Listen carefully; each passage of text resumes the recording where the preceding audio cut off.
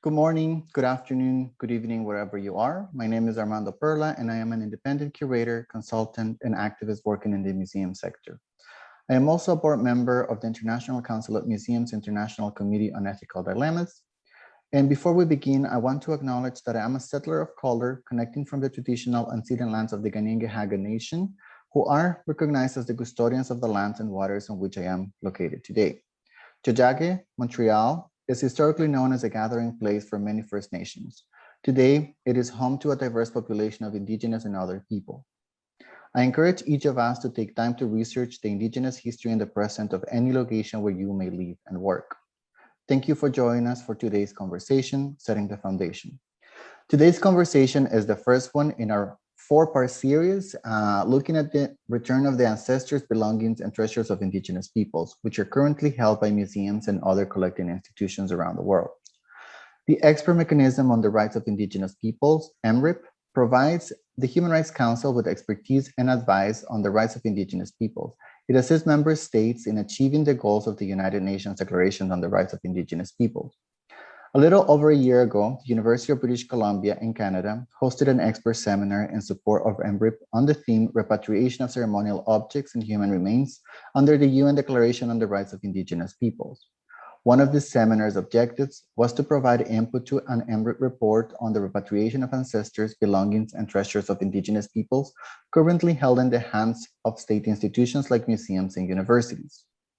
The report was presented to and adopted by the United Nations Human Rights Council in its 45th session in October 2020. In a spirit of global collaboration, several museums, universities, and one of ICOM's international committees came together to develop this conversation series and continued the dialogue initiated by the University of British Columbia a year ago.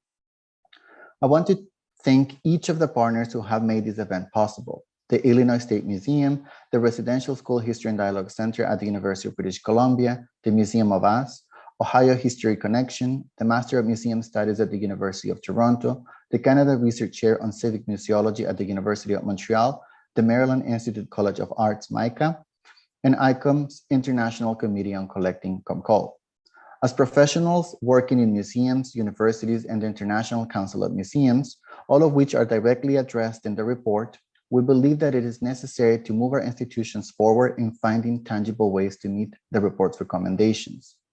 I also want to thank the incredible team at the Illinois State Museum, the students from the University of Montreal, and museum professionals of color at the University of Toronto for working extremely hard to make this conversation series possible.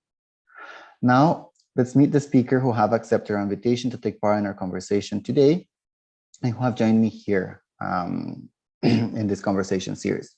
They'll each take a few minutes to introduce themselves and talk a little bit about their experience in the field of repatriation. We'll start with Sheryl, then Sue, and then Teherikieki. Sheryl, welcome.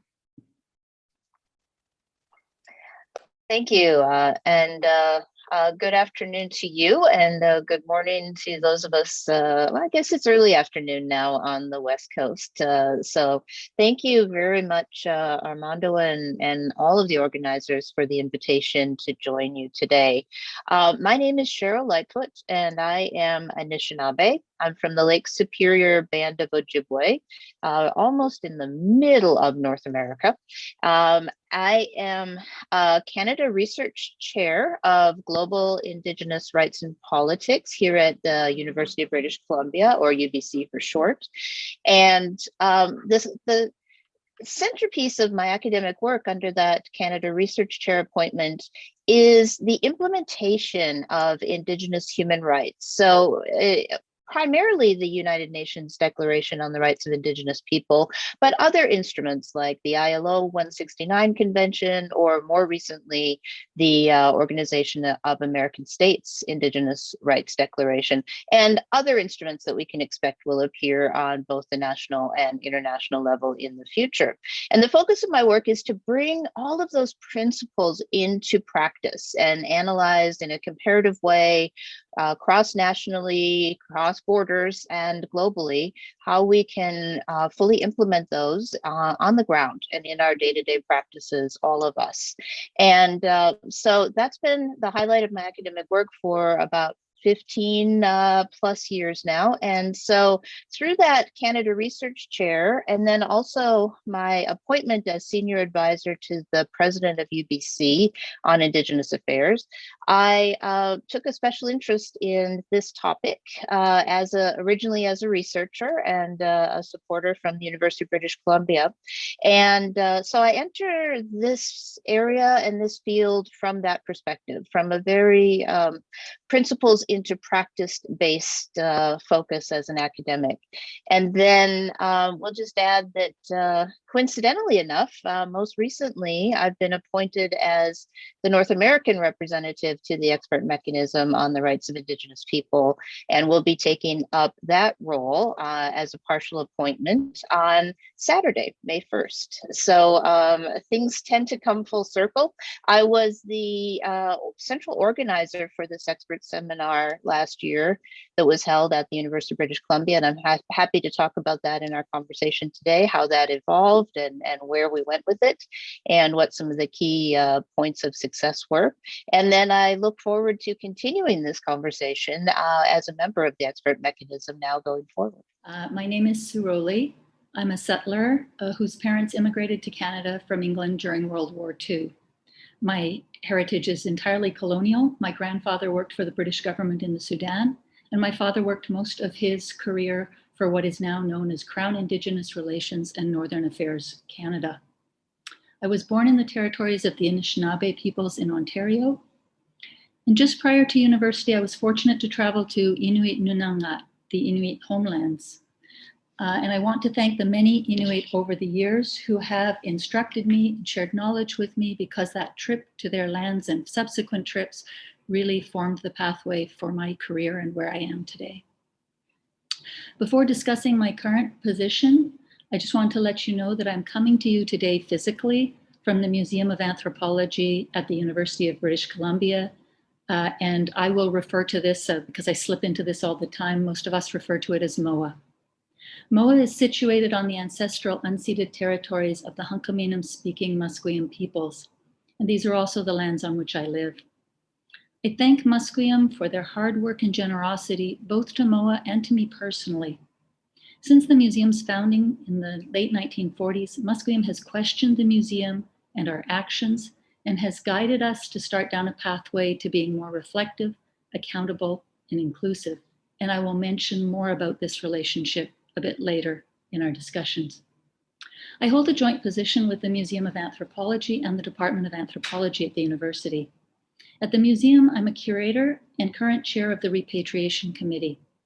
MOA is a museum of world arts and cultures, and we are committed to promoting understanding of culturally diverse ways of knowing the world through challenging and innovative programs and partnerships with Indigenous, global, and local communities.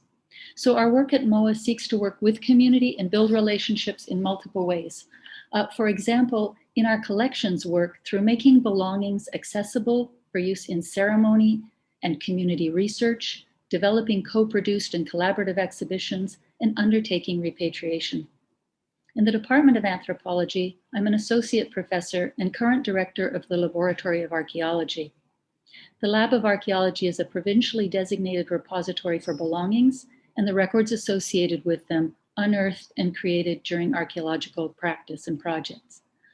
The Lab of Archaeology has been engaged in repatriation since the early 1990s, and in 2004, we started the Journey Home, a proactive repatriation project for ancestral remains and associated belongings and documents. My perspective then is one who has had the opportunity to be actively involved in repatriation processes. Thank you. Morning, everybody. My name is Te Herekeke Hirwini. I'm the head of repatriation at the Museum of New Zealand, Te Papatonga Rewa. And I want to start off with how our country became part of the British Empire through a treaty that was signed in 1840 on the 6th of February, and that was signed between the Māori tribes and the British Crown. And through that treaty, we have a partnership approach in repatriation between the New Zealand government and the Māori tribes of New Zealand. So in that context, the Museum of New Zealand also has a partnership approach with our Māori tribes. And so the program that I lead, the Karanga Aotearoa Repatriation Program, is established within that bicultural understanding and that acknowledgement of it being Māori-led with the support of the New Zealand government, with the sponsorship of the New Zealand government, and with also the support of high-level government policy for our ancestors to come home from international institutions through a Māori-led and Māori approach.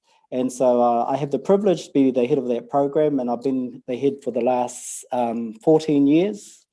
And we are supported by a repatriation advisory panel, and that panel is members of the Māori community that are experts in our customary practice, in our language, and also in high-level repatriation issues.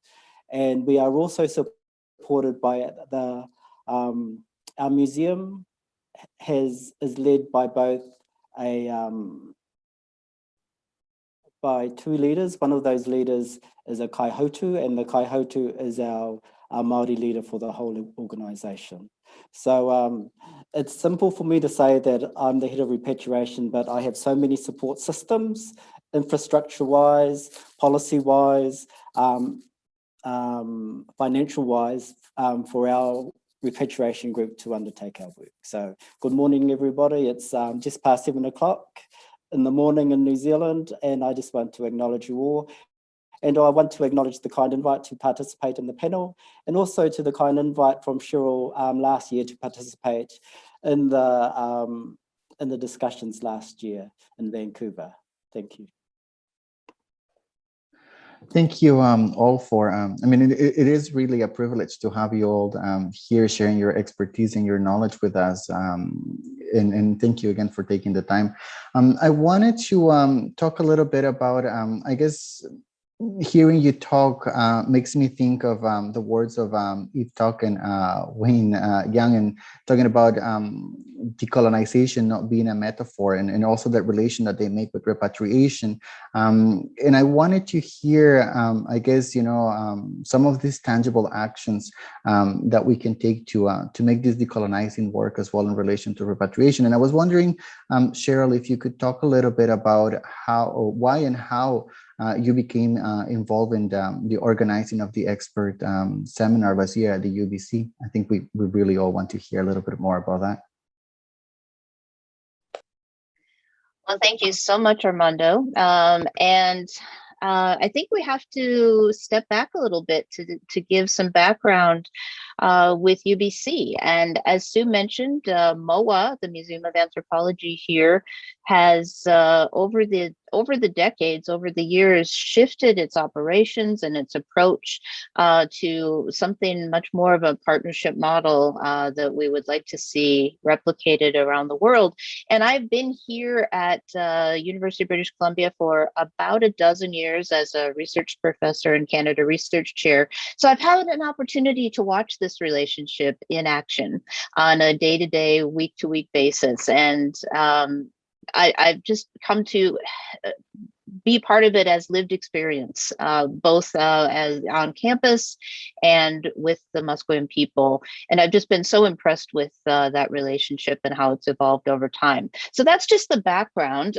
So the expert seminar itself began, as so many things in the Indigenous world do, as a conversation over coffee. Quite simply, there is a coffee shop in the UN in New York that sits right outside of the main meeting hall of the UN Permanent Forum on Indigenous Issues. And it's the same meeting hall almost every year. And there's a coffee shop right outside, which is actually one of the central places of global Indigenous activity, I think. Not the hall, the coffee shop. And what happened there was I sat down just in my normal academic role for a coffee chat with Dr. Kristen Carpenter, who's the current North American representative on the expert mechanism, and she'll be passing the baton to me on Saturday. So it was just a check-in chat coffee with her, and she brought along a couple members of the secretariat from EMRIP who who were there in New York from Geneva. And we just had a conversation about what's happening, checking in, what sort of reports are coming down the pike. Are there any needs you have that UBC could possibly step in and support? And Kristen's face lit up because Kristen has a special interest in repatriation of cultural materials. And so her face lit up because she was hoping to get an expert mechanism seminar going on repatriation, but the Secretariat in Geneva had already run out of funds for the foreseeable future while she was still in the role. And so we chatted for a few minutes and sat and had a coffee with the Secretariat and started to think about, would there be a way that UBC could step in and help support this work, even if the UN didn't have funds? Could UBC's interest in this work maybe coincide and make something happen? So I shared with members of that coffee chat about MOA and its history, and I showed them pictures of our longhouse building here at UBC, and again, faces lit up and ideas started churning about possibilities. And I also shared with them how I had received quite firm but early commitments from leadership at UBC that they wanted to move us in a direction to support implementation of Indigenous human rights and become a vehicle for global discussions on implementing Indigenous human rights. And I have to say I was very early at that point because this was April 2019. So we were early on in discussions on our new Indigenous strategic plan, our renewed Indigenous strategic plan, I should say, because we have had a plan in place since 2009, but the 2020 plan was the renewal. And the 2020 plan that we were, again, early stage on at that point, had already declared as its mission and vision to have UBC be a vehicle for advancing human rights, Indigenous human rights in practice. So it was a bringing together of all kinds of different interests and synergies. And so I agreed to leave New York, come back here to Vancouver and have a conversation with UBC's president and others about the possibility of hosting an expert seminar here on repatriation in collaboration with EMRIP. And the response was overwhelmingly positive and immediate. And so they asked me to write something up quickly, a budget, and put things together. And I'm happy to say within about 6-8 weeks, I had secured a commitment for $135,000 in cash from UBC's Indigenous Strategic Funds, plus significant in-kind resources from a number of UBC units. So probably close to 180 to 200,000 Canadian all in. And so with that funding secured, we set about the collaborative work with EMRIP and my team at UBC, and we began reaching out to experts and putting together the concept paper, and we were off and running. And by early March of 2020, we gathered in Vancouver, March 4th and 5th. I have to say now, looking back, I am extremely relieved that we all stayed healthy, that we all came healthy, we stayed healthy, we left, and everyone returned home healthy. So it didn't seem like such an important consideration yet in the first week of March, but 10 days later, it was a very serious consideration. So I just have to say how fortunate we feel and lucky we feel that we were able to have that seminar before the pandemic hit in full force, and that we all stayed healthy and were able to move the work forward, and no one became ill as a result of those contacts. So, and then I could speak a little bit later, but about this more in detail, but we actually had a third day of that seminar, which was a facilitated dialogue between the expert mechanism, the Yaqui people of Sonora, Mexico, and the Swedish Museum, which I understand will be a discussion as part of this larger conversation. So I'm happy to spend a little time later and talk about that and some of its outcomes. Thank you, Sheryl, and thank you for bringing up as well the really wonderful work that MOA and the Museum of Anthropology at UBC have been doing. And I think that's a really good segue for my question to Sue, which is, I was wondering as well why the Museum of Anthropology felt that it was important to support as well the expert seminar. So yeah, I would love to hear a little bit more about that. Great, thank you. Thank you for the question. So it really speaks, I think, to some of our aspirations as an institution, as a museum. So, and here I want to just return to our relationship with Musqueam. Through their actions to MOA, as I said, Musqueam models a different way of being, a different way of relating to belongings that were created by the hands of their ancestors and the responsibilities that they carry towards those pieces. And here I want to reference, for those that haven't had a chance to see or hear or read about Morgan Guerin's presentation in the EMRIP seminar, especially where he spoke of the caretaking work of putting away a Shwaihui mask, a culturally sensitive, very important mask, at the American Museum of Natural History that had not been cared for by a knowledgeable person for 114 years. So through their work, through work of people like Morgan, Musqueam, and other Indigenous communities, they've been patient teachers to MOA as we continue to work to further open our eyes and rethink who we are. And so honoring these gifts from community and continuing this work was part of the reason why it was so important for us to be part of the expert seminar and to support it. And one specific way that MOA engaged with the expert seminar was to host the keynote speaker, Assembly of First Nations National Chief Perry Bellegarde. This enabled MOA to act as a space of gathering where serious conversation took place, as well as a space of warmth and hospitality through the sharing of food. And hospitality is an important teaching, and it lays a foundation for building relationships. And we heard Sheryl talking about a cup of coffee outside the UN and that sense of food and the importance of food. So actually, we wanted to thank as an institution the organizers for actually allowing MOA that opportunity for the expert forum. Thank you, Sue. And yes, Teheri Kieki, as you know, I'm a big fan of your work and the work of several of your colleagues as well, Te Papa. And I remember watching your intervention during the expert seminar, and I was wondering as well if you could talk to us a little bit about some of the takeaways from your participation that you brought back home with you after the seminar. Yes, of course. First, I just want to acknowledge MOA.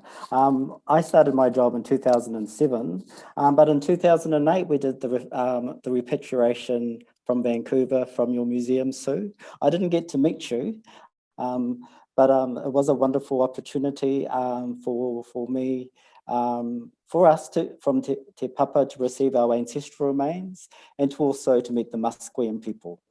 Yeah, so thank you for that, and that's actually, I think, probably about 13 or 14 years ago. So I just want to acknowledge your museum. The takeaways from the expert panel, there were quite a number, and what I do remember is that there is so much work to do in every part of the world where Indigenous people are.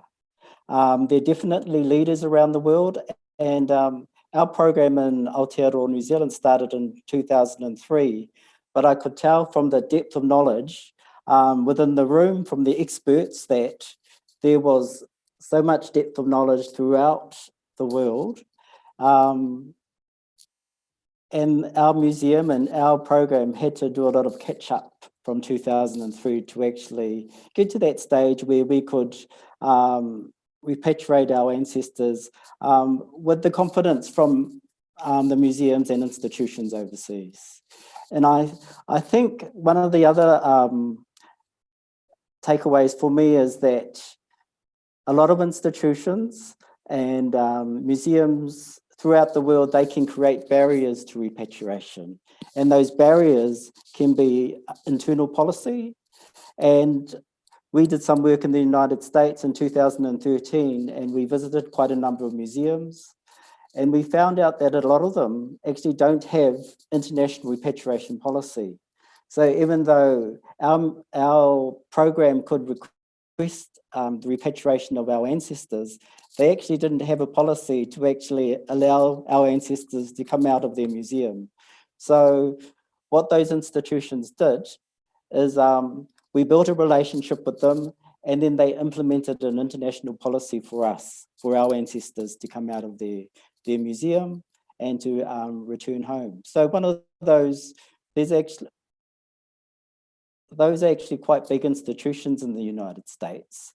And so it has been a privilege for me to work with those institutions. I think one of the other big takeaways is that is communication and building a relationship with each other between Indigenous people, Indigenous programs, and the institutions overseas is very important.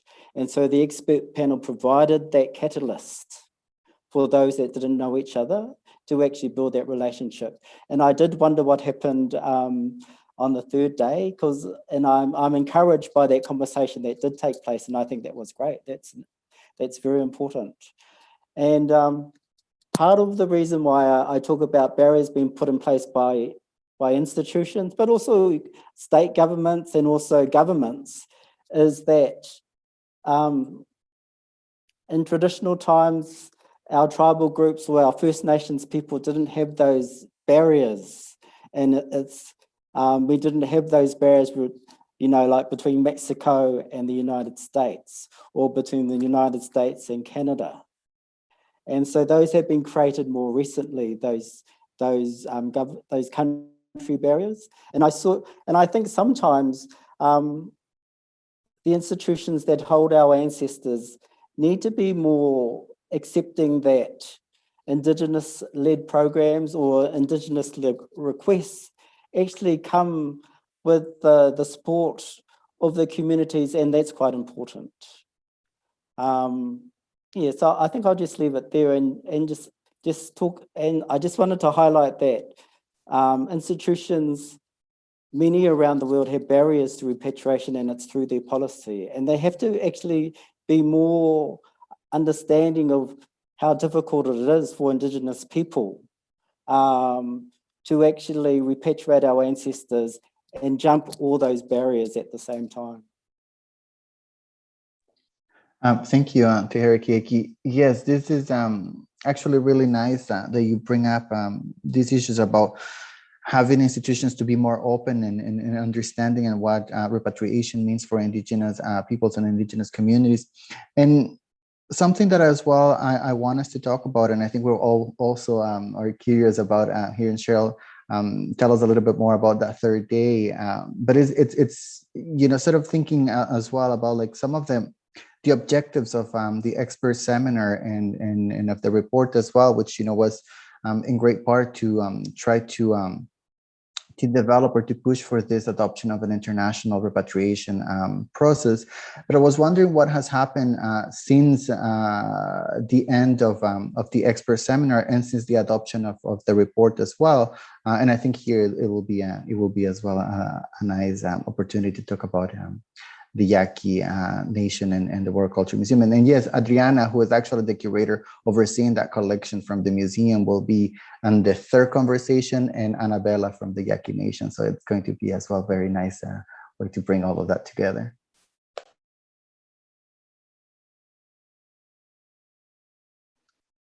I can go ahead and jump into that, Armando, and talk about some of the follow-up from the expert seminar. And I think one of the things I want to do is just add support to what Tehera Kieki just talked about. The relational approach is how the seminar began. And I think one of the key takeaways to the seminar from my observation was really deep relationship building. Many of the 56 experts that were brought in were familiar with each other or had known each other's work, but some had never had the opportunity to meet face to face and have a cup of coffee or share a meal together. So I think it was a very rich space to do that work as well. And I'm just glad that we had the health and safety environment that we did in that first week of March that enabled that, because it's certainly been quite a year ever since then. But to follow up, one of the goals of the seminar was, of course, not only to build relationships and also host the facilitated dialogue, which I'll address in a second, but the report was not just a report to be put on a shelf. The report from EMRIP was again presented to the Human Rights Council in October with the intent of serving as a foundation development of international, to get at the problems that have just been discussed, that sometimes universities or museums do not have a policy for international repatriation. So in the existing framework, in many cases, it's an act of goodwill if they do, but there's no international framework to compel them. And so the goal was to create, out of all of this, an international framework that aligns fully with the UN Declaration on the Rights of Indigenous Peoples and can and should be adopted by individual museums, universities, and nations to enable this work to proceed on a global level, and in that partnership-focused way that the UN Declaration calls for. So I think that work is definitely ongoing. The report was well received at the Human Rights Council, and of course now you're participating in follow-up conversations toward that end. So I think we can mark that as key movement in the right direction. And then I think there was a second important takeaway from my perspective as well, which resonates clearly in the Canadian context, but I'm sure can be picked up by others as well. And that is, and it again builds on what Sue said, the focus of the expert seminar was actually exclusively on human remains and cultural objects. However, our keynote speaker that was hosted by MOA on the evening of the first day was National Chief Perry Bellegarde, AFN National Chief Perry Bellegarde here in Canada. And the main takeaway from his keynote address was that these principles of repatriation are absolutely essential for our human remains, our ancestors, and our cultural objects. But let's not stop there. Let's consider repatriation to be a principle for all kinds of more intangible cultural property, our spirituality, our languages, our sacred sites. These are all elements that need to be, that have been taken in many respects from governments, and those governments now have a responsibility to help repatriate them, to bring them back. And so I think that was a key takeaway that has sparked all kinds of other conversations in other areas. And I have to say, I appreciated that approach. And then thirdly was the facilitated dialogue that occurred on day 3. And for those experts who were in attendance, they received an agenda that said day 1 scheduled, day 2 scheduled, day 3 closed meeting of EMRIP. And so they knew that there was a third day, but there wasn't much information about it because it was very confidential at the time. But that third day was EMRIP participating in one of its other functions, which is to help facilitate private dialogue between parties trying to resolve an issue. And the issue in this case was a very sacred object that was residing at that point in a Swedish museum that was very sacred cultural property of the Yaqui people, particularly the communities in Sonora, Mexico. And the Yaqui had approached Sweden and the museum for a number of years, trying to get the item repatriated without success, because again, no policy that would have allowed that. And so the facilitated dialogue was hosted by EMRIP in order to try to come to resolution on this issue. There had been meetings in other venues over the past couple of years, both in New York and Geneva, from my understanding. and had not been particularly productive. So they sat down together all in one room, and we set them up in the Great Hall at the UBC Longhouse. We provided a steady stream of food and coffee beginning in the morning.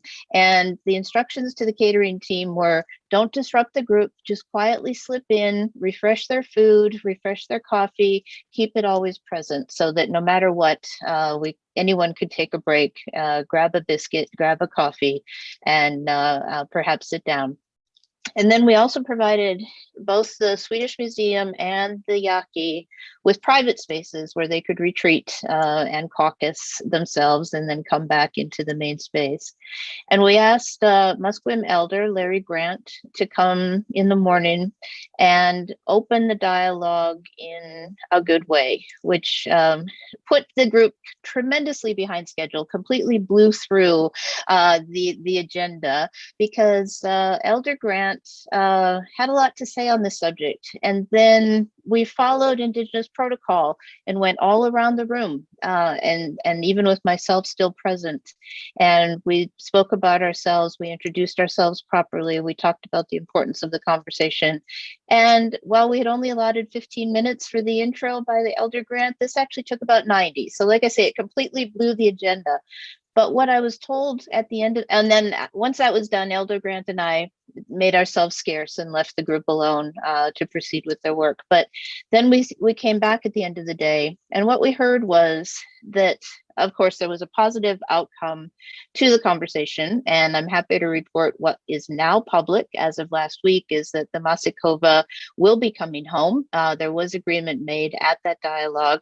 The COVID situation has disrupted that travel for a little while, but there's every intention that once things reset to something more like normal, that will proceed all in following appropriate protocol and in a good way.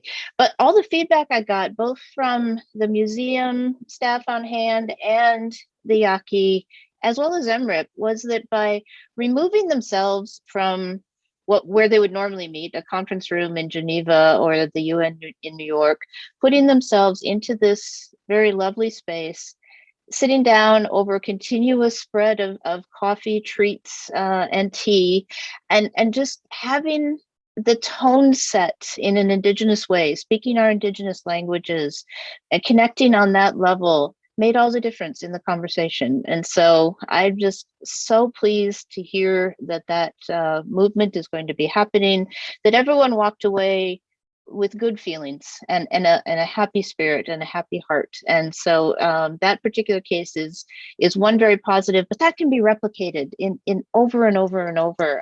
And that partnership approach, very human approach, very, I think, commonsensical approach is just a good one to take forward. Thank you, Sheryl, and thank you for sharing that. And I really like that you are really putting, you're highlighting very much like this building of relationships in the work of repatriation. I was wondering, Sue and Teheriakiki, if you have anything to add on this respect?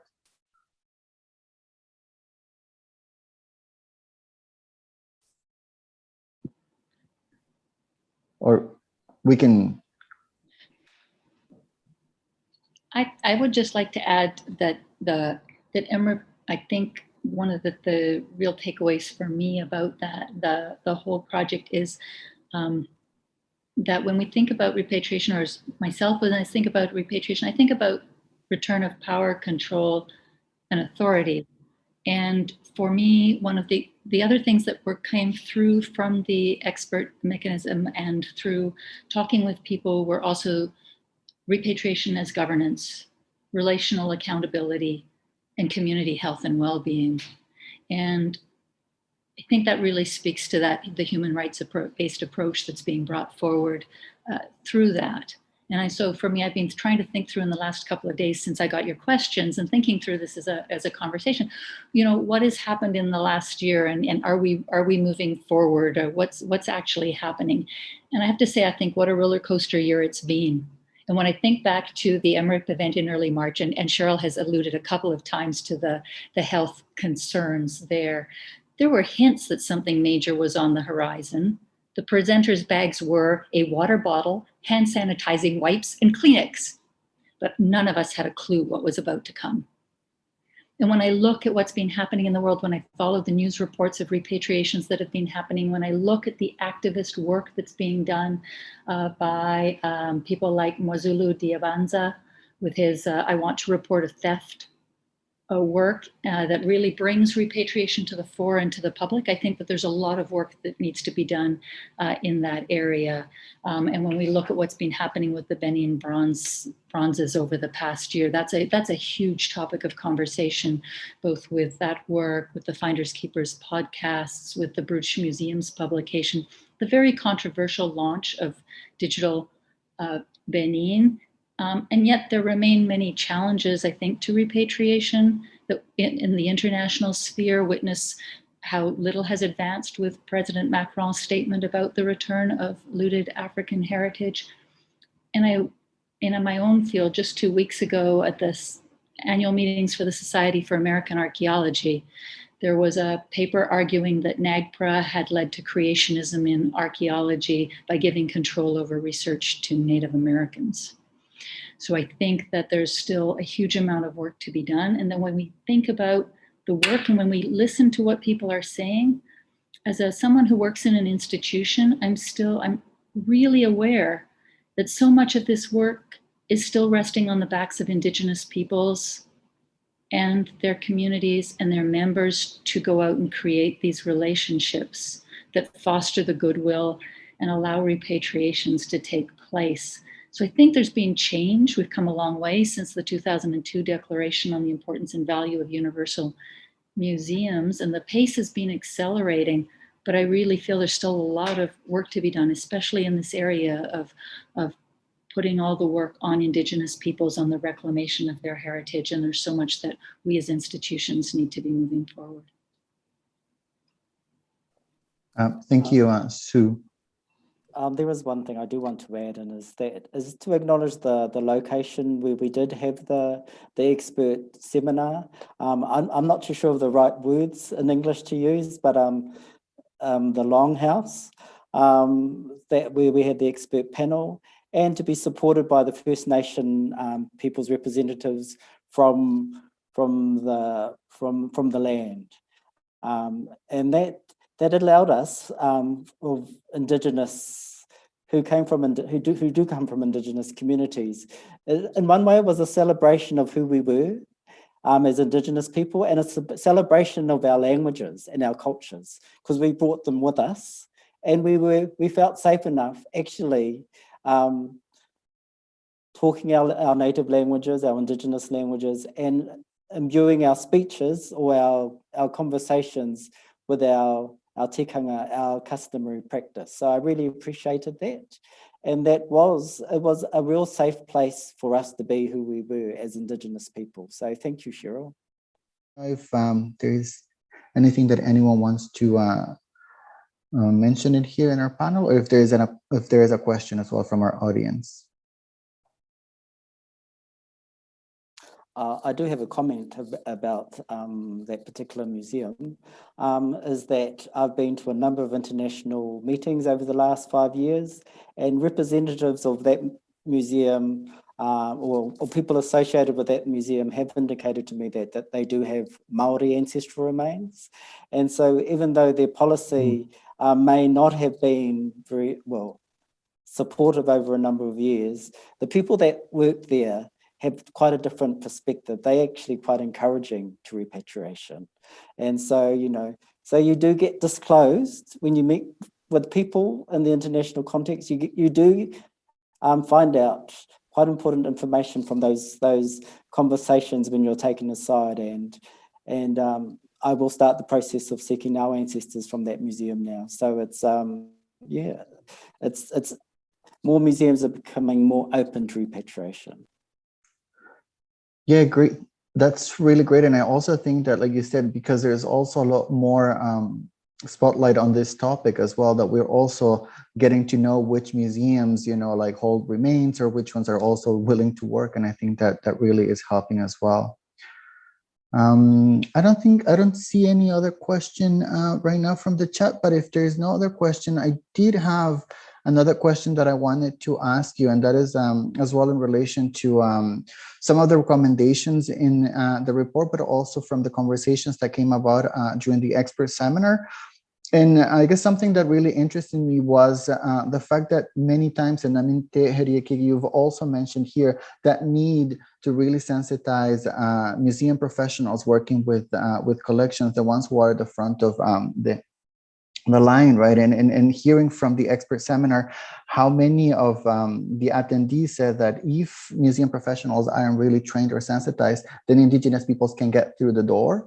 And so I was wondering as well, and this is maybe something that we, especially, you know, like the organizers of this event could take some action, because we are, you know, from ICOM or from many universities, but from museums as well. So how, I guess my question is, what could it look like a training that is supported by these institutions, but it's led by Indigenous peoples as well? If you have any comments on that. Speak up first, and then hopefully others will jump in.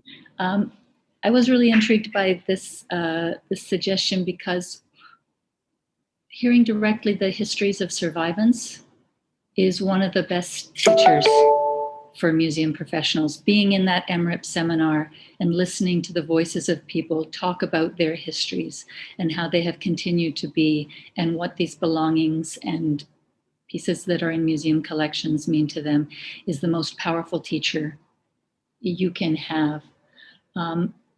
If this could be done in a way that compensates people properly and is done in a way that creates a safe environment, as we just heard the First Nations House of Learning did for the seminar, then I think it would be a really incredible tool. Because what I've seen when I'm actively engaged in repatriation work is that transformative moments for museum professionals come through active engagement. And for those of us that don't understand, those are the moments when our eyes, our minds, and our hearts are opened. So I think it's a really wonderful thing to think through and figure out how we could actually activate. Thank you, Sue. Yeah, thank you for that, Sue and Teherikiki. I think it was sitting in the room those 2 days and listening to so many people tell their stories, both positive stories of successful bringing homes. Is that a word? Bringing home. Successful stories of ancestors and cultural objects that have been brought home was important. But there was also a lot of talk about failures or actions that had not yet been completed, and people sharing the stories of deep pain of those items having been taken and how they were discovered in museums. Children's school groups that had gone to museums and seen their ancestors' property displayed inappropriately at times, and how painful and harmful that was. I think those stories are essential for museum personnel and staff to hear. But I'm also deeply sensitive to the fact that that should not be Indigenous people's responsibility to share over and over and over again and re-traumatize themselves in some circumstances. So we have to find a way to bring that awareness and that sensitivity without placing the burden and the harm for that on a handful of Indigenous peoples who are willing to tell their stories. So I think it's important to think how people can be reached in other ways through electronic materials, people who are willing to share and put their stories electronically for others to hear. Trainings about how to align museum practices with the Declaration. And I think this set of international standards will go a long way towards that. But that should be done, I think, in every museum around the world, regardless of where they sit. There should be a training module, and it certainly should probably come down into post-secondary institutions that are working in these areas as well, training on what the UN Declaration and its principles actually mean for everyday people in practice. That this is not a document just intended for nation states and political leaders. This is a document meant for all of us. And how do we action this in day-to-day life and day-to-day work? So those would just be my thoughts on that topic, Armando. Thank you, Cheryl. I think that is really spot on, and I really like your comment about the different instruments, and like especially I am biased because I was trained in law and in human rights, so I do love all the conventions and everything. So I think this is really great suggestion as well. Thank you for that. Tia, I think you wanted to say something.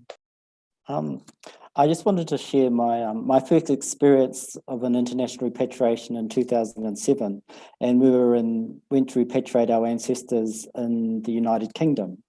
And obviously, New Zealand has a strong connection with the United Kingdom, and most of our ancestral remains have been taken by theft to the United Kingdom.